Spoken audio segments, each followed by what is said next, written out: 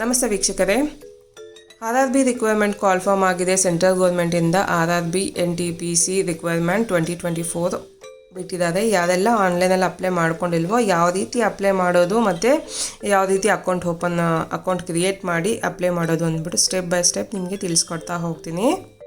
ಇದಕ್ಕೂ ಮುಂಚೆ ನನ್ನ ಚಾನಲ್ಗೆ ಸಬ್ಸ್ಕ್ರೈಬ್ ಆಗಿಲ್ಲ ಅಂದರೆ ಸಬ್ಸ್ಕ್ರೈಬ್ ಆಗಿ ಬೆಲ್ ಐಕನ್ನ ಒತ್ತಿ, ಯಾಕೆಂದರೆ ನನ್ನ ವೀಡಿಯೋ ಅಪ್ಲೋಡ್ ಆಗಿದ ತಕ್ಷಣ ನಿಮ್ಮ ಜೊತೆ ಶೇರ್ ಆಗುತ್ತೆ, ಫಸ್ಟ್ ನಿಮಗೆ ಶೋ ಆಗುತ್ತೆ ಅಂತ ಹೇಳ್ತಾ, ಯಾವ ರೀತಿ ಇದಕ್ಕೆ ಫಸ್ಟ್ ಗೈಡ್ಲೈನ್ಸ್ ನೋಡಬೇಕು ಅಂದರೆ ನಾನು ವೀಡಿಯೋ ಮಾಡಿ ಆಲ್ರೆಡಿ ನಿಮ್ಮ ಜೊತೆ ಶೇರ್ ಮಾಡಿದ್ದೀನಿ. ಏನೆಲ್ಲ ಗೈಡ್ಲೈನ್ಸ್ ಇದೆ ಇದಕ್ಕೆ ಅಂತ ಅಂದ್ಬಿಟ್ಟು, ಏಜ್ ಲಿಮಿಟ್ ಆಗಿರಬಹುದು, ಎಜುಕೇಷನ್ ಆಗಿರಬಹುದು, ಎಷ್ಟು ಪೋಸ್ಟಿಗೆ ಇರ್ಬೋದು, ಎಷ್ಟು ಎಕ್ಸಾಮ್ಸ್ ಇರುತ್ತೆ, ಯಾವ ಲ್ಯಾಂಗ್ವೇಜಲ್ಲಿರುತ್ತೆ, ಯಾವ ರೀತಿ ಇರುತ್ತೆ ಅಂತ ಅಂದ್ಬಿಟ್ಟು ಪ್ರತಿಯೊಂದು ಕೂಡ ನಿಮ್ಮ ಜೊತೆ ನಾನು ವೀಡಿಯೋ ಮಾಡಿ ಶೇರ್ ಮಾಡಿದ್ದೀನಿ. ಯಾರೆಲ್ಲ ಅದು ವೀಡಿಯೋ ನೋಡಿಲ್ವೋ ಅಂದರೆ ಹೋಗಿ ನಾನು ಡಿಸ್ಕ್ರಿಪ್ಷನಲ್ಲಿ ಹಾಕಿದ್ದೀನಿ, ಲಿಂಕ್ನ ಹೋಗಿ ಚೆಕ್ ಮಾಡಬಹುದು. ಬನ್ನಿ ಇವಾಗ ಇದನ್ನು ಹೇಗೆ ಅಪ್ಲೈ ಮಾಡೋದು, ಯಾವ ರೀತಿ ಅಕೌಂಟು ಕ್ರಿಯೇಟ್ ಮಾಡಿಕೊಂಡು ನಾನು ಅಂಡರ್ ಗ್ರ್ಯಾಜುಯೇಟ್ ಫಾರ್ಮ್ನ ಫಿಲ್ ಮಾಡ್ತಾಯಿದ್ದೀನಿ. ಅಂಡರ್ ಗ್ರ್ಯಾಜುಯೇಟ್ ಫಾರ್ಮ್ ಈ ವಿಡಿಯೋದಲ್ಲಿ ನಾನು ಶೋ ಮಾಡ್ತಾ ಇದ್ದೀನಿ. ನೆಕ್ಸ್ಟ್ ನಿಮಗೆ ಗ್ರ್ಯಾಜುಯೇಟ್ ಫಾರ್ಮ್ ಕೂಡ ಫಿಲ್ ಮಾಡೋದು ಹೇಗೆ ಅಂದ್ಬಿಟ್ಟು ತೋರಿಸ್ಕೊಡ್ತಾ ಹೋಗ್ತೀನಿ. ಈ ಲಿಂಕ್ನ ನಾನು ಡಿಸ್ಕ್ರಿಪ್ಷನಲ್ಲಿ ಹಾಕಿದ್ದೀನಿ, ಹೋಗಿ ಚೆಕ್ ಮಾಡ್ಬೋದು. ಬನ್ನಿ ಯಾವ ರೀತಿ ಅಂತ ಅಂದ್ಬಿಟ್ಟು ತೋರಿಸ್ಕೊಡ್ತಾ ಹೋಗ್ತೀನಿ. ಇಲ್ಲಿ ಅಪ್ಲೈ ಅಂತ ನೋಡೋದಲ್ಲ, ಈ ಅಪ್ಲೈ ಕೆಳಗಡೆ ಕ್ಲಿಕ್ ಮಾಡಿ, ಅದು ಅಪ್ಲೈ ಮೇಲೆ ಕ್ಲಿಕ್ ಮಾಡಿದ ತಕ್ಷಣ ಅಲ್ಲಿ ಕ್ರಿಯೇಟ್ ಅಕೌಂಟ್ ಇದೆ. ನೆಕ್ಸ್ಟ್ ಅದು ಹ್ಯಾವ್ ಆಲ್ರೆಡಿ ಅಕೌಂಟ್ ಅಂತ ಇದೆ. ಕ್ರಿಯೇಟ್ ಅಕೌಂಟ್ನ ತೋರಿಸ್ಕೊಡ್ತೀನಿ ಹೇಗೆ ಅಂತ ಅಂದ್ಬಿಟ್ಟು, ಅದ್ಮೇಲೆ ಕ್ಲಿಕ್ ಮಾಡೋದೇ ನೋಡ್ತಾ ಇಲ್ಲ. ಇಲ್ಲಿ ಆಲ್ರೆಡಿ ನೀವು ಕ್ರಿಯೇಟ್ ಆಗಿದ್ದರೆ ಸೇಮ್ ಯೂಸರ್ ನೇಮ್ ಮತ್ತು ಪಾಸ್ವರ್ಡ್ ಹಾಕಿ ಮಾಡ್ಕೊಳ್ಳಿ. ಇಲ್ಲ ಅಂದರೆ ಹೊಸ್ದಾಗಿ ಒಂದೇ ಸಲ ಕ್ರಿಯೇಟ್ ಆಗೋದು ಅಂತ ತೋರಿಸ್ತಾ ಇದೆ. ಒಂದು ಸಲ ಮಾತ್ರ ಕ್ರಿಯೇಟ್ ಮಾಡ್ಕೊಳ್ಳೋ ಆಪ್ಷನ್ಸ್ ಇರುತ್ತೆ. ಮತ್ತು ಪದೇ ಪದೇ ಮಾಡಿದ್ರೆ ನೀವು ರಿಜೆಕ್ಟ್ ಆಗಿಬಿಡುತ್ತೆ. ಮೇನ್ ತಪ್ಪು ಮಾಡಬೇಡಿ, ಇದನ್ನು ವೆರಿ ಇಂಪಾರ್ಟೆಂಟ್ ಇದು ಒಂದು ಕೂಡ. ಮತ್ತು ಬನ್ನಿ ಇದನ್ನು ಹೇಗೆ ಮಾಡೋದು ಅಂದ್ಬಿಟ್ಟು ತೋರಿಸ್ತೀನಿ. ಫಸ್ಟು ನೀವು ನ್ಯಾಷನಾಲಿಟಿ ಸೆಲೆಕ್ಟ್ ಮಾಡ್ಕೊಳ್ಳಿ, ಇಂಡಿಯಾ ಅಂತ ಸೆಲೆಕ್ಟ್ ಮಾಡ್ಕೊಂಡಾದ್ಮೇಲೆ ನಿಮ್ಮ SLC ಮಾರ್ಕ್ಸ್ ಕಾರ್ಡ್ ಅಲ್ಲಿ ಏನಿದೆಯೋ ಪರ್ಸ್ನಲ್ ಇನ್ಫಾರ್ಮೇಷನ್, ನಿಮ್ಮ SLC ಮಾರ್ಕ್ಸ್ ಕಾರ್ಡಲ್ಲಿ ಏನಿದೆಯೋ ಸೇಮ್ ಅದೇ ಥರ ಫಿಲ್ ಮಾಡಬೇಕು. ಒಂದು ಸ್ವಲ್ಪ ಕೂಡ ಒಂದು ಲೆಟರ್ ಕೂಡ ಹಾಗೆ ಹೀಗೆ ಆಗಬಾರ್ದು. ಪ್ರತಿಯೊಂದು ಕೂಡ ಅದಲ್ಲಿ ಹೇಗಿದೆಯೋ ಹಾಗೆ ಫಿಲ್ ಮಾಡಬೇಕು ಅಂದ್ಬಿಟ್ಟು ಅಲ್ಲಿ ರೆಡ್ ಮಾರ್ಕಲ್ಲಿ ತೋರಿಸಿದ್ದಾರೆ. ಇಲ್ಲಿ ನೋಡೋದಲ್ಲ, ಫುಲ್ ನೇಮ್ ಆದಮೇಲೆ ನಿಮ್ಮ ಮತ್ತೆ ರೀಟೈಪ್ ಫುಲ್ ನೇಮ್ ಅಂತ ಇದೆ. ಎರಡು ಸಲ ನಿಮ್ಮ ಹೆಸರನ್ನ ಟೈಪ್ ಮಾಡಬೇಕಾಗತ್ತೆ. ಮತ್ತು ಅಲ್ಲಿ ಇನ್ನೊಂದು ಕೆಳಗಡೆ you have changed your name ಅಂತ ಕೇಳ್ತಿದೆ. ಅಂದರೆ ನೀವು SLC ಆದಮೇಲೆ ಏನಾದರೂ ಚೇಂಜ್ ಮಾಡಿದ ನೇಮ್ನ ಅಂತ ಕೇಳ್ತಾ ಇದೆ. ಹೌದು ಅಂದರೆ ಹೌದು ಅಂತ ಹಾಕಿ, ಇಲ್ಲ ಅಂದರೆ ಇಲ್ಲ ಹಾಕಿ. ಹೌದು ಅಂತ ಹಾಕಿದ್ರೆ ಅದಕ್ಕೂ ಡಾಕ್ಯುಮೆಂಟ್ ಕೊಡಬೇಕಾಗತ್ತೆ. ಡಾಕ್ಯುಮೆಂಟ್ ಇಲ್ಲ ಅಂದರೆ ಮೂವ್ ಆಗಲ್ಲ. ಅದಾದಮೇಲೆ ನಿಮ್ಮ ಡೇಟ್ ಆಫ್ ಬರ್ತು ಮತ್ತು ರೀಟೈಪ್ ಡೇಟ್ ಆಫ್ ಬರ್ತ್ ಅಂತ ಕೇಳ್ತಿದೆ. ಅಂದರೆ ನಿಮ್ಮ ಡೇಟ್ ಆಫ್ ಬರ್ತ್ನ ಮತ್ತೆ ಹಾಕಬೇಕಾಗುತ್ತೆ. ಅದಾದಮೇಲೆ ಮತ್ತೆ ನಿಮ್ಮ ಜೆಂಡರು ಮತ್ತು ರೀಜೆಂಡರು, ಯಾಕೆಂದರೆ ಎರಡು ಸಲ ಅದನ್ನ ಕನ್ಫರ್ಮ್ ಮಾಡ್ಕೋಬೇಕು ಅಂತ ಅಂದ್ಬಿಟ್ಟು, ಮತ್ತು ಫಾದರ್ ನೇಮು, ಮದರ್ ನೇಮು ಎಲ್ಲ ಟೈಪ್ ಮಾಡ್ಕೊಂಡಾದ್ಮೇಲೆ ಕೆಳಗಡೆ ನೋಡೋದಲ್ಲ, ಇಲ್ಲಿ ಆಧಾರ್ ವೆರಿಫಿಕೇಷನ್ ಅಂತ ಬರ್ತಾ ಇದೆ. SLC ಮಾರ್ಕ್ಸ್ ಕಾರ್ಡಲ್ಲಿ ಹೇಗಿದೆಯೋ ಹಾಗೆ ಫಿಲ್ ಆದಮೇಲೆ ಮೇಲೆ ಎಲ್ಲ ಕೆಳಗಡೆ ಆಧಾರ್ ನಂಬರ್ ನಿಮ್ಮ ಹತ್ರ ಇದ್ದರೆ ವೆರಿಫಿಕೇಷನ್ ಕೊಡಬೇಕಾಗುತ್ತೆ. ಇಲ್ಲ ಅಂದರೆ ಇಲ್ಲ, I don't have Aadhaar card ಅಂತ ಕೊಡಬೇಕಾಗುತ್ತೆ. ಆಧಾರ್ ಕಾರ್ಡ್ನ ನಾನು ಇಲ್ಲಿ ನಂಬರ್ನ ಹಾಕಿದ್ದೀನಿ. ಹಾಕಿ ವೆರಿಫೈ ಕೊಟ್ಟಿದ ತಕ್ಷಣ ನೋಡೋದಲ್ಲ, ಇಲ್ಲಿ ಮೇಲ್ಗಡೆ ಚಿಕ್ಕ ಬಾಕ್ಸಲ್ಲಿ ಕೇಳ್ತಿದೆ ಸೇಮ್ ಇದೆಯಾ ನಿಮ್ಮ ಹೆಸರು, ಡೇಟ್ ಆಫ್ ಬರ್ತು ಮತ್ತು ನಿಮ್ಮ ಜೆಂಡರ್ ಏನಿದೆಯೋ ಅದು ಸೇಮ್ ಆಧಾರ್ ಕಾರ್ಡಲ್ಲಿ ಇರೋ ಥರನೇ SLC ಮಾರ್ಕ್ಸ್ ಕಾರ್ಡ್ ಇದೆಯಾ ಅಂತ. ಅವೆರಡು ಬಾಕ್ಸ್ಗೂ ಕ್ಲಿಕ್ ಮಾಡಿದ್ರೆ ಇಲ್ಲಿ ವೆರಿಫೈ ಆಗೋದು, ಅವಾಗೇ ಇದು ವೆರಿಫೈ ಆಗೋದು. ಎರಡು ಮ್ಯಾಚ್ ಆಗಬೇಕು. SLC ಮಾರ್ಕ್ಸ್ ಕಾರ್ಡಲ್ಲಿ ಏನಿದೆಯೋ ಅದೇ ರೀತಿ ಆಧಾರ್ ಕಾರ್ಡಲ್ಲಿ ಇರಬೇಕು. ಆವಾಗ ವೆರಿಫೈ ಆಗಿರುತ್ತೆ, ಇಲ್ಲಾಂದರೆ ವೆರಿಫೈ ಆಗಲ್ಲ. ವೆರಿಫೈ ಆದಮೇಲೆ ನೆಕ್ಸ್ಟ್ ನಿಮಗೆ ಇಲ್ಲಿ ಕೇಳ್ತಾ ಇದೆ, ನೀವು ಇವಾಗ ಯೂಸ್ ಮಾಡ್ತಾ ಇರೋದ್ರೆ ನಿಮ್ಮ ಹತ್ರ ವ್ಯಾಲಿಡಿಟಿ ಇರೋ ಅಂಥ ಇಮೇಲ್ ID ನ ಹಾಕಬೇಕು ಅಂತ ಕೇಳ್ತಾ ಇದೆ. ಅಂದರೆ ನೀವು ಇಮೇಲ್ ID ನೀವು ಯಾವುದೋ ಒಂದು ಹಳೇದು ಯಾವುದೋ ಕೊಟ್ಬಿಡ್ತೀರಾ, ಆಗ ಆಗಬಾರ್ದು. ನೀವು ಯೂಸ್ ಮಾಡ್ತಾ ಇರೋದು ಅವಾಗವಾಗ ನೀವು ನೋಡ್ತಾ ಇರಬೇಕು ಇಮೇಲ್ ID ನ. ಆ ಇಮೇಲ್ ID ನ ಕೊಡಬೇಕು. ಮತ್ತು ನಿಮ್ಮ ಮೊಬೈಲ್ ನಂಬರ್ ನೀವು ಯೂಸ್ ಮಾಡ್ತಾ ಇರೋದು ಮೊಬೈಲ್ ನಂಬರ್ ಕೊಡಬೇಕಾಗುತ್ತೆ. ಕೊಟ್ಟಾದ್ಮೇಲೆ ಪಕ್ಕದಲ್ಲಿ ಜನರೇಟ್ OTP ಅಂತ ಇದೆಯಲ್ಲ, ಅದ್ರ ಮೇಲೆ ಕ್ಲಿಕ್ ಮಾಡಿದ್ರೆ OTP ಹೋಗಿರುತ್ತೆ. ಮೇಲಿಗೆ OTP ಹೋಗುತ್ತೆ. ಸೆಕೆಂಡ್ ಒಂದು ಮೊಬೈಲ್ ನಂಬರ್ಗೆ OTP ಆಗುತ್ತೆ. ಆ ಮೊಬೈಲ್ ನಂಬರ್ಗೆ OTP ಬಂದಿರೋದು 6 ನಂಬರ್ಸ್ OTPsನ ಇಲ್ಲಿ ಹಾಕಿದ್ರೆ ವೆರಿಫೈ ಆಗಿರುತ್ತೆ. ಇದು ವೆರಿಫೈ ಆದಮೇಲೆ ಕೆಳಗಡೆ ನೆಕ್ಸ್ಟ್ ಕೇಳ್ತಾ ಇದೆ ನಿಮ್ಮ ಪಾಸ್ವರ್ಡ್ನ. ಇದು ವೆರಿಫೈ ಆದಮೇಲೆ ನಿಮ್ಮ ಪಾಸ್ವರ್ಡ್ ಕ್ರಿಯೇಟ್ ಮಾಡಬೇಕು. ಇಲ್ಲಿ ಕೂಡ ನಿಮಗೆ ಪಾಸ್ವರ್ಡ್ನ ಕ್ರಿಯೇಟ್ ಮಾಡೋದು ಕ್ಯಾಪಿಟಲ್ ಲೆಟರ್ಸ್ ಇರಬೇಕು, ಸ್ಮಾಲ್ ಲೆಟರ್ಸ್ ಇರಬೇಕು, ಮತ್ತು ಸ್ಪೆಷಲ್ ಕ್ಯಾರೆಕ್ಟರ್ಸ್ ಇರಬೇಕು, ಮತ್ತು ನಂಬರ್ಸ್ ಕೂಡ ಇರಬೇಕು. ಇದೆಲ್ಲ ಮಿಕ್ಸ್ ಆದ್ರೆ ಪಾಸ್ವರ್ಡ್ ಕ್ರಿಯೇಟ್ ಆಗೋದು. ಬರೀ ಸ್ಮಾಲ್ ಲೆಟರ್ ಹಾಕ್ಬಿಟ್ಟು ಬರೀ ನಂಬರ್ ಕ್ಯಾಪಿಟಲ್ ಹಾಕ್ಬಿಟ್ರೆ ಆಗಲ್ಲ. ಬರೀ ಕ್ಯಾಪಿಟಲ್ ಹಾಕ್ಬಿಟ್ಟು ನಿಮ್ಮ ನಂಬರ್ಸು ಮತ್ತು ಸ್ಪೆಷಲ್ ಕ್ಯಾರೆಕ್ಟರ್ಸ್ ಹಾಕ್ಬಿಟ್ರೆ ಆಗೋದಿಲ್ಲ. ಇದೆಲ್ಲ ಮಿಕ್ಸ್ ಇದ್ರೇ ಪಾಸ್ವರ್ಡ್ ಕ್ರಿಯೇಟ್ ಆಗೋದು. ಇಲ್ಲೇ ರೆಡ್ ಮಾರ್ಕಲ್ಲಿ ಪ್ರತಿಯೊಂದು ಕೂಡ ನಿಮಗೆ ಅಲ್ಲಿ ತೋರಿಸುತ್ತದೆ. ಕ್ಯಾಪಿಟಲ್ ಲೆಟರ್ಸ್ ಇರಬೇಕು, ಸ್ಮಾಲ್ ಲೆಟರ್ಸ್ ಇರಬೇಕು, ಸ್ಪೆಷಲ್ ಲೆಟರ್ಸ್ ಇರಬೇಕು ಮತ್ತು ನಂಬರ್ಸ್ ಇರಬೇಕು ಅಂದ್ಬಿಟ್ಟು ಅಲ್ಲೇ ಹಾಕ್ಕೊಂಡು ಪಾಸ್ವರ್ಡ್ ನಿಮಗೆ ಇಷ್ಟ ಬಂದಿದ್ದು ಹಾಕ್ಕೊಳ್ಳಿ. ಅದಾದಮೇಲೆ ಕ್ಯಾಪ್ಚರ್ ಕೋಡ್ ಏನಿದೆಯೋ ಕ್ಯಾಪ್ಚರ್ ಕೋಡ್ ಕೊಟ್ಟು ಇಲ್ಲಿ ನೋಡಿ ಪ್ರಿವ್ಯೂ ಮತ್ತು ಕ್ರಿಯೇಟ್ ಆನ್ ಅಕೌಂಟ್ ಅಂತ ಇದೆಯಲ್ಲ ಅದ್ರ ಮೇಲೆ ಟೈಪ್ ಮಾಡಿದ ತಕ್ಷಣ ಕ್ಲಿಕ್ ಮಾಡಿದ ತಕ್ಷಣ ನೆಕ್ಸ್ಟ್ ಇಲ್ಲಿ ಓಪನ್ ಆಗ್ತದೆ. ನಿಮ್ಮ ಡೀಟೇಲ್ ಎಲ್ಲ ಶೋ ಆಗ್ತದೆ ನೋಡಿ. ನೀವು ಏನೆಲ್ಲ ಫಿಲ್ ಮಾಡಿದ್ದು, ನಿಮ್ಮ ಹೆಸರು, ಫೀಮೇಲು, ತಂದೆ ಹೆಸರು, ತಾಯಿ ಹೆಸರು ಮತ್ತು ನಿಮ್ಮ email I D, phone number ಎಲ್ಲ ಪ್ರತಿಯೊಂದು ಇಲ್ಲಿ ಇದಾಗುತ್ತೆ. ಅದಾದಮೇಲೆ ಕೆಳಗಡೆ I have rechecked the above details and found correct ಅಂತ ಇದೆಯಲ್ಲ ಆ ಬಾಕ್ಸ್ನ ಕ್ಲಿಕ್ ಮಾಡ್ಕೋಬೇಕು. ಯಾಕಂದರೆ ಎಲ್ಲ ಡೀಟೇಲು ಕರೆಕ್ಟ್ ಆಗಿದೆ ಅಂತ ಚೆಕ್ ಮಾಡಿ ಆದಮೇಲೆ ಕ್ಲಿಕ್ ಮಾಡಿ ಕೆಳಗಡೆ ಕ್ರಿಯೇಟ್ ಅಕೌಂಟ್ ಮೇಲೆ ಕ್ಲಿಕ್ ಮಾಡಿದ್ರೆ ನೋಡಿದಲ್ಲ ಈ ಅಕೌಂಟ್ ಡೀಟೇಲ್ಸ್ ಬರುತ್ತೆ. ಇವಾಗ ನಿಮ್ಮ ಮೊಬೈಲ್ ನಂಬರಿಂದ ಲಾಗಿನ್ ಆಗಿ ಸಕ್ಸಸ್ಫುಲಿ ಆಗಿದೆ ಅಂತ ಅಂದ್ಬಿಟ್ಟು ಬಂದಿದೆ. ಇಲ್ಲಿ ನಿಮ್ಮ ಮೊಬೈಲ್ ನಂಬರ್ ಹಾಕ್ಬಿಟ್ಟು ಅಲ್ಲಿ ಪಾಸ್ವರ್ಡ್ ಏನು ಕ್ರಿಯೇಟ್ ಮಾಡಿದ್ದು ಆ ಪಾಸ್ವರ್ಡ್ನ ಹಾಕಿ ಕ್ಯಾಪ್ಚರ್ ಕೋಡ್ ಹಾಕ್ಬಿಟ್ಟು ಲಾಗಿನ್ ಕೊಡಬೇಕಾಗತ್ತೆ. ನಿಮ್ಮ ಹತ್ರ ಆಲ್ರೆಡಿ ಕ್ರಿಯೇಟ್ ಆಗಿದೆ ಅಕೌಂಟು, ಮೊಬೈಲ್ ನಂಬರ್ ಹಾಕಿ ಕೆಳಗಡೆ ನೋಡ್ತಾ ಇಲ್ಲ ಫರ್ಗೆಟ್ ಪಾಸ್ವರ್ಡ್ ಅಂತ ಅದ್ರ ಮೇಲೆ ಕ್ಲಿಕ್ ಮಾಡೋದು ಕೂಡ ಆಗುತ್ತೆ. ನಿಮಗೆ ಇಮೇಲ್ ಐ ಡಿಗೆ ಪಾಸ್ವರ್ಡ್ ಹೋಗಿರುತ್ತೆ, ಚೆಕ್ ಮಾಡ್ಬೋದು ನೀವು. ಆ ಥರ ಕೂಡ ನಿಮ್ಮ ಫರ್ಗೆಟ್ ಪಾಸ್ವರ್ಡ್ನ ತೊಗೊಳ್ಬಹುದು ರಿಜಿಸ್ಟರ್ ಆಗಿರೋ ಅಂತ ಮೊಬೈಲ್ ನಂಬರ್ ಹಾಕ್ಬಿಟ್ಟು. ಓಕೆ, ನೆಕ್ಸ್ಟ್ ಬಂದು ಇಲ್ಲಿ ಗೈಡ್ಲೈನ್ಸ್ ಕೊಟ್ಟಿದೆ ಯಾವ ರೀತಿ ಅಪ್ಲೈ ಮಾಡಬೇಕು ಅಂದ್ಬಿಟ್ಟು. ಯಾವುದೇ ಮಿಸ್ಟೇಕ್ ಇಲ್ಲದೆ ಅಪ್ಲೈ ಮಾಡಿ ಅಂತ ಫಸ್ಟ್ ಒಂದು ಕೊಟ್ಟಿದ್ದಾರೆ. ಸೆಕೆಂಡ್ ಒಂದು ಬಂದು ಅಪ್ಲಿಕೇಶನ್ನ ಯಾವ್ದು ಅಪ್ಲೈ ಮಾಡಬೇಕು ಅಂತ ನೋಡ್ಕೊಂಡು ಅಪ್ಲೈ ಮಾಡಿ. ಗ್ರಾಜ್ಯುಯೇಟು, ಅಂಡರ್ ಗ್ರಾಜ್ಯುಯೇಟು ಇಲ್ಲ ನೀವು ಟೆಕ್ನಿಕಲಲ್ಲಿ ಮಾಡ್ತಾ ಇರೋ ನೋಡ್ಕೊಂಡು ಮಾಡಿ ಅಂತ ತೋರಿಸ್ತದೆ. ಅದಾದಮೇಲೆ ಲ್ಯಾಂಗ್ವೇಜ್ ತೋರಿಸ್ತಾ ಇದೆ. 13 ಲ್ಯಾಂಗ್ವೇಜಲ್ಲಿ ನೀವು ಎಕ್ಸಾಮ್ ಬರೀಬೋದು. ಅಂದರೆ ಕನ್ನಡ ತೊಗೊಂಡ್ರೆ ಕನ್ನಡ ಪ್ಲಸ್ ಇಂಗ್ಲೀಷ್ ಇರುತ್ತೆ, ಹಿಂದಿ ತೊಗೊಂಡ್ರೆ ಹಿಂದಿ ಪ್ಲಸ್ ಇಂಗ್ಲೀಷ್ ಅಂತ ಇರುತ್ತೆ. 13 ಲ್ಯಾಂಗ್ವೇಜಲ್ಲಿ ನೀವು ಬರೀಬೋದು. ಅದಾದಮೇಲೆ ನೆಕ್ಸ್ಟ್ ನೀವು exam before submitting please recheck ಅಂದರೆ ನೀವು ಸಬ್ಮಿಟ್ ಮಾಡೋಕ್ಕೆ ಮುಂಚೆ ರೀಚೆಕ್ ಕೇಳ್ತಾ ಇದೆ. ಅಂದರೆ ಫುಲ್ ಡೀಟೇಲ್ನ ಒಂದ್ಸಲ ನೋಡಿಕೊಂಡು ಸಬ್ಮಿಟ್ ಮಾಡಿ ಅಂತ ಹೇಳ್ತಾ ಇದೆ. ನೆಕ್ಸ್ಟ್ ಬಂದು ಎಕ್ಸಾಮ್ ಕ್ಲೋಸಿಂಗ್ ಮುಂಚೆ ನೀವು ಫೀಸ್ನ ಆನ್ಲೈನಲ್ಲಿ ಅಪ್ಲೈ ಮಾಡಿ. ಅದಾದಮೇಲೆ ಕ್ಲೋಸ್ ಆದಮೇಲೆ ಫೀಸು ಕಟ್ಟಕ್ಕೆ ಹೋಗಬೇಡಿ ಅಂತ ತೋರಿಸ್ತದೆ. ಅದಾದಮೇಲೆ ನಿಮಗೆ ನೀವು ಫೀಸೆಲ್ಲ ಕಟ್ಟಾದಮೇಲೆ ನಿಮಗೆ ಮೆಸೇಜ್ ಬರುತ್ತೆ ಇಮೇಲ್ ಐ ಡಿಗೆ ಮತ್ತು ನಿಮ್ಮ ಮೊಬೈಲ್ SMS ಬರುತ್ತೆ ಅಂತ ಅಂದ್ಬಿಟ್ಟು. ಲಾಸ್ಟ್ ಒಂದು ಬಂದು ಫೀಸ್ ಎಲ್ಲ ಕರೆಕ್ಟಾಗಿ ಫಿಲ್ ಆಗಿ ಸಬ್ಮಿಟ್ ಆಗಿ ನಿಮಗೆ ಮೆಸೇಜ್ ಬಂದಿದೆ, ನಿಮಗೆ ಅಪ್ಲಿಕೇಶನ್ ಜನ್ರೇಟ್ ಆಗೋದು ಅಂತ ತೋರಿಸ್ತಾ ಇದೆ. ಮತ್ತು ಇವಾಗ ನೆಕ್ಸ್ಟ್ ಹೋಗೋಣ ಆನ್ಲೈನ್ ಅಪ್ಲಿಕೇಶನ್ಗೆ. ಕ್ಲಿಕ್ ಮಾಡಿದ್ರೆ ನೋಡೋದ್ರಲ್ಲಿ ನೆಕ್ಸ್ಟ್ ಒಂದು ಬರುತ್ತೆ. ಇಲ್ಲಿ ಒಂದು 3 ಸ್ಟೆಪ್ಪು. ಫಸ್ಟ್ ಒಂದು ನಾನು ನೋಡಿದ್ದು ಜನರಲ್ ಇನ್ಸ್ಟ್ರಕ್ಷನು, ಸೆಕೆಂಡ್ ಒಂದು ಬಂದು ಆನ್ಲೈನ್ ಅಪ್ಲಿಕೇಶನ್ ಇವಾಗ ಮಾಡ್ತಾ ಇರೋದು, ಅದಾದಮೇಲೆ ಅಪ್ಲಿಕೇಶನ್ ಹಿಸ್ಟ್ರಿ ಬರುತ್ತೆ. ಇಲ್ಲಿ 3 ವೇಕೆನ್ಸಿನೂ ಕೂಡ ಇಲ್ಲಿ ಬಿಟ್ಟಿದ್ದಾರೆ. ಫಸ್ಟ್ ಒಂದು ಇವಾಗ ನೋಡೋದಲ್ಲ ಇದು ಬಂದು ಟೆಕ್ನಿಕಲ್ ಗ್ರೇಡ್ 3ಗೆ ಬಿಟ್ಟಿರೋವಂಥದ್ದು. ಇಲ್ಲಿ ನೀವು ಸೆಲೆಕ್ಟ್ ಮಾಡ್ಕೋಬೋದು ಯಾವ ಸ್ಟೇಟಿಗೆ ಬೇಕು, ಯಾವ ಡಿಸ್ಟ್ರಿಕ್ಟ್ ಬೇಕು ಅಂತ ಅಂದ್ಬಿಟ್ಟು ಆಲ್ ಓವರ್ ಇಂಡಿಯಾದಲ್ಲೇ ಫುಲ್ಲು ಪ್ರತಿಯೊಂದು ಬಿಟ್ಟಿರೋದು ನೋಡ್ಬೋದು. ನಾನು ಇಲ್ಲಿದ್ದು ನಿಮ್ಗೆ ತೋರಿಸ್ತಾ ಇರೋದು ಅಂಡರ್ ಗ್ರಾಜ್ಯುಯೇಟ್ ಪೋಸ್ಟ್ಗೆ ಯಾವ ರೀತಿ ಅಪ್ಲೈ ಮಾಡೋದು ಅಂದ್ಬಿಟ್ಟು. ಅಲ್ಲೇ ನಿಮಗೆ ಓಪನಿಂಗ್ ಡೇಟ್ ಯಾವಾಗ, ಕ್ಲೋಸಿಂಗ್ ಡೇಟ್ ಯಾವಾಗ ಅಂತಲೂ ಕೂಡ ಬಿಟ್ಟಿದ್ದಾರೆ ನೋಡ್ಬೋದು. ಗೈಡ್ಲೈನ್ಸ್ ಕೂಡ ಆಲ್ರೆಡಿ ನಾನು ಮೆನ್ಷನ್ ಕೂಡ ಮಾಡಿದ್ದೀನಿ, ನೀವು ಹೋಗಿ ವಿಡಿಯೋ ಕೂಡ ನೋಡ್ಬೋದು. ಪ್ರತಿಯೊಂದು ಗೈಡ್ಲೈನ್ಸು ನೀವು ನೋಡ್ಬೋದು ಅದರಲ್ಲಿ. ಈಗ ನಾನು ಅಂಡರ್ ಗ್ರಾಜ್ಯುಯೇಟ್ನ ಹೇಗೆ ಅಪ್ಲೈ ಮಾಡೋದು ಅಂತ ಅಂದ್ಬಿಟ್ಟು ತೋರಿಸ್ಕೊಡ್ತೀನಿ. ಇಲ್ಲಿ ನೀವು ಯಾವ ಊರು ಬೇಕಾದರೂ ನೀವು ಯಾವ ಡಿಸ್ಟ್ರಿಕ್ಟ್ ಬೇಕಾದ್ರೂ ಇಡೀ ಆಲ್ ಓವರ್ ಇಂಡಿಯಾದಲ್ಲಿ ಮಾಡ್ಕೋಬೋದು. ನೀವು ಇದೊಂದು ಆಪ್ಷನ್ಸ್ ಇದೆ. ನೀವು ಇವಾಗ ಅಂಡರ್ ಗ್ರಾಜ್ಯುಯೇಟ್ಗೆ ನಮ್ಮ ಬೆಂಗಳೂರು ಸೆಲೆಕ್ಟ್ ಮಾಡಿಕೊಂಡು ಗ್ರಾಜ್ಯುಯೇಟ್ಗೆ ಬೇಕಾದ್ರೆ ನೀವು ಬೇರೆ ಕಡೆ ಡೆಲ್ಲಿಯಲ್ಲೋ, ಬೇರೆ ಪಂಜಾಬಲ್ಲೋ, ಬೇರೆ ತಮಿಳ್ನಾಡಲ್ಲೋ ಎಲ್ಲಾದರೂ ನೀವು ಸೆಲೆಕ್ಟ್ ಮಾಡ್ಕೋಬೋದು. ಅಲ್ಲೇ ಮಾಡ್ಕೊಬಹುದು, ಒಂದೇ ಜಾಗದಲ್ಲೇ ಅಪ್ಲೈ ಮಾಡ್ಕೊಬೋದು, ಇಲ್ಲ ಬೇರೆ ಸ್ಟೇಟ್ಗೂ ಕೂಡ ನೀವು ಅಪ್ಲೈ ಮಾಡ್ಕೋಬಹುದು. ಆ ರೀತಿಯೂ ಕೂಡ ಮಾಡ್ಕೋಬಹುದು. ಈ ಥರ 2 ಆಪ್ಷನ್ಸು ಇರುತ್ತೆ. ಇವಾಗ ಹೇಗೆ ಫಿಲ್ ಮಾಡೋದು ಅಂದ್ಬಿಟ್ಟು ತೋರಿಸ್ಕೊಡ್ತೀನಿ. ನೋಡ್ತಾ ಇಲ್ಲ, ಇದು ನಿಮ್ಮ SLC ಮಾರ್ಕ್ಸ್ ಕಾರ್ಡಿಂದ ನೀವು ಏನು ಫಿಲ್ ಮಾಡಿದೋ ಅಂದರೆ ನೀವೇನು ರಿಜಿಸ್ಟರ್ ಮಾಡಿದ್ದು ಅಕೌಂಟ್ನ ಅದು ಫುಲ್ ಡೀಟೇಲ್ ನಿಮಗೆ ಇಲ್ಲಿ ಆಲ್ರೆಡಿ ಬಂದಿರುತ್ತೆ. ಇದಾದಮೇಲೆ ನೆಕ್ಸ್ಟ್ ಪ್ರೋಸೆಸ್ ನಿಮಗೆ ಇಲ್ಲಿ ತೋರಿಸ್ತಾ ಇರೋದು. ಕೆಳಗಡೆ ನೀವು ಮದುವೆ ಆಗಿದೆಯೋ ಇಲ್ಲೋ ಅಂತ ಕೇಳ್ತದೆ. ಮದುವೆ ಆಗಿದೆ ಅಂತ ಹಾಕಿ ಅದಾದಮೇಲೆ ರಿಲಿಜನ್ ಕೇಳ್ತದೆ, ಯಾವುದು ಹಿಂದೂನೋ ಮುಸ್ಲಿಮೋ ಯಾವುದು ಅಂತ. ಅಲ್ಲಿ ಹಿಂದೂ ಸೆಲೆಕ್ಟ್ ಮಾಡ್ಕೊಂಡು ನಾನು ಕನ್ನಡ ಲ್ಯಾಂಗ್ವೇಜು, ಮದರ್ ಟಂಗ್ ಬಂದು ನನ್ನ ಕನ್ನಡ. ಅದಾದಮೇಲೆ ನಿಮಗೆ ಯಾವ ಇದರಲ್ಲಿ ನಿಮಗೆ ಎಕ್ಸಾಮ್ ಬರೀತೀರಾ, ಯಾವ ಲ್ಯಾಂಗ್ವೇಜಲ್ಲಿ ಎಕ್ಸಾಮ್ ತೊಗೊತೀರಾ ಅಂದ್ಬಿಟ್ಟು ಸೆಲೆಕ್ಟ್ ಕೇಳ್ತಿದೆ.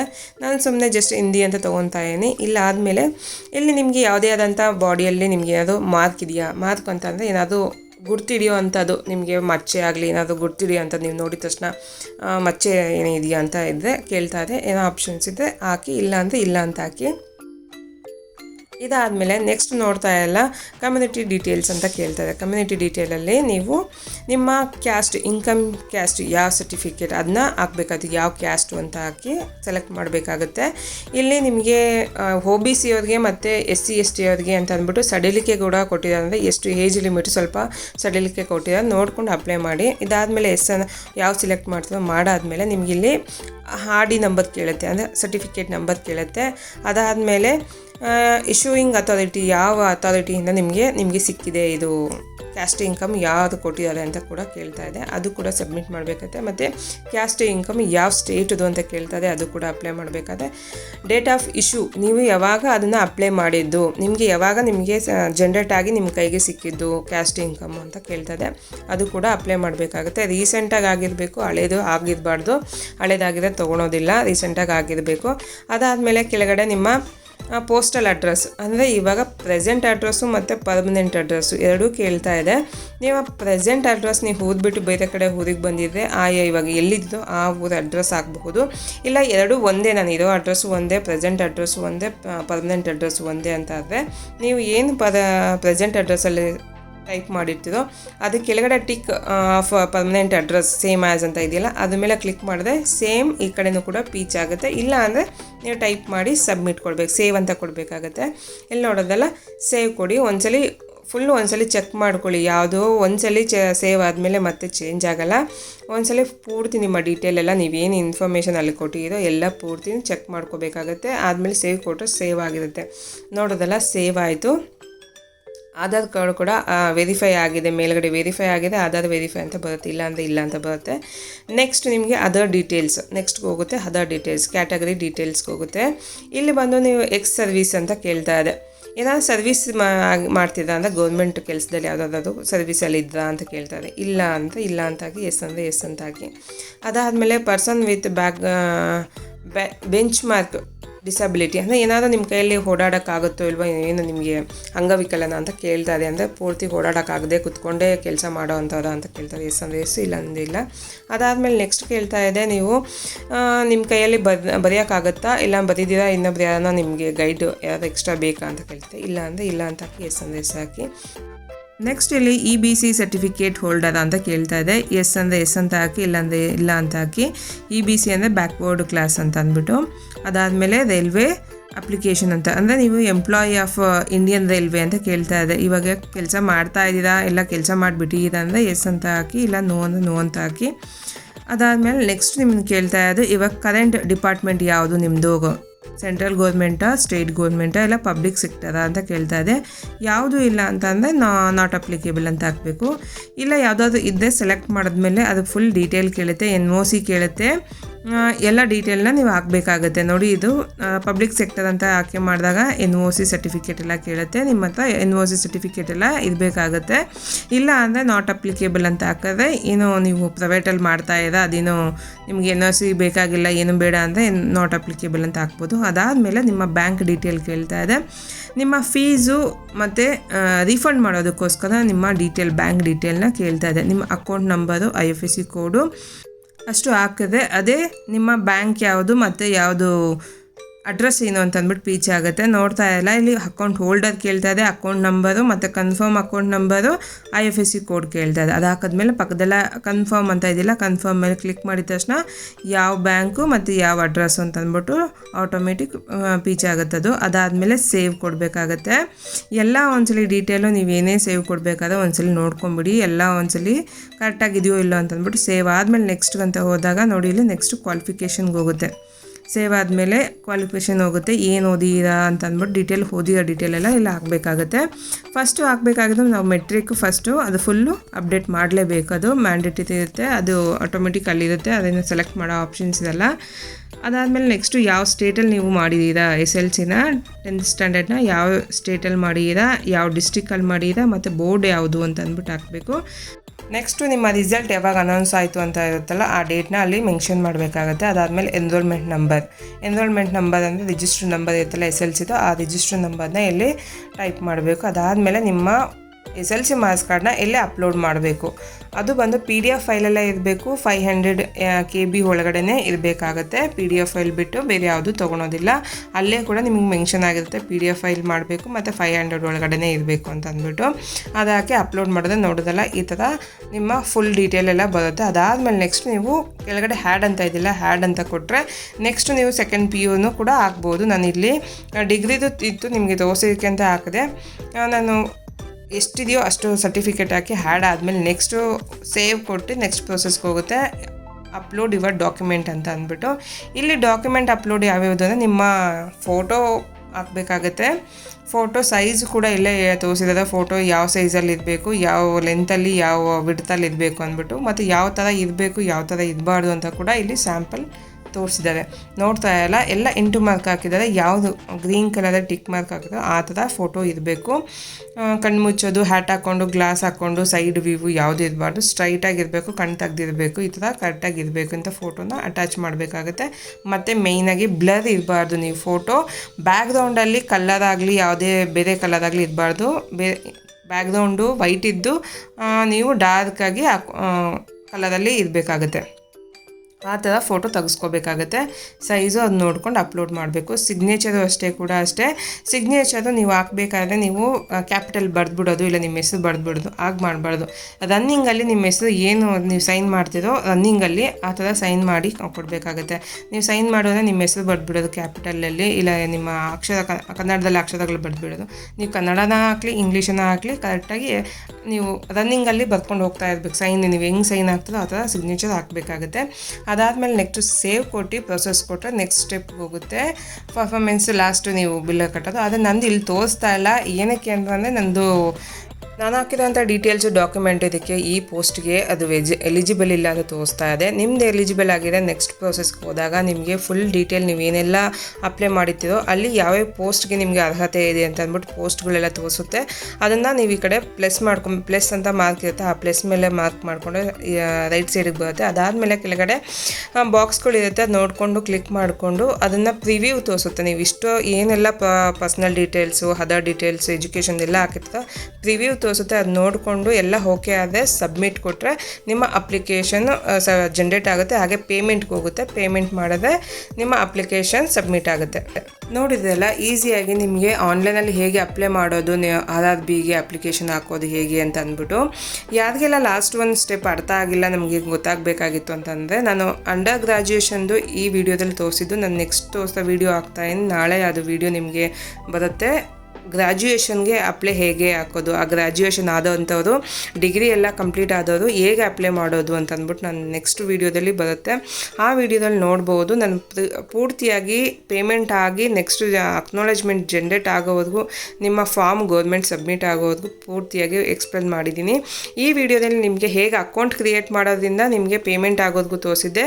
ನಂದು ಲಾಸ್ಟಲ್ಲಿ ಎಲಿಜಿಬಲ್ ಇರಲಿಲ್ಲ, ಅದಕ್ಕೋಸ್ಕರ ನಿಮಗೆ ಮಿಸ್ ಆಗಿದೆ. ನೆಕ್ಸ್ಟ್ ಒನ್ನಲ್ಲಿ ಪೂರ್ತಿಯಾಗಿ ತೋರಿಸ್ತೀನಿ. ಈ ವಿಡಿಯೋ ನಿಮಗೆ ಯೂಸ್ಫುಲ್ ಆಯಿತು ಅಂದ್ಕೊತೀನಿ. Thank you.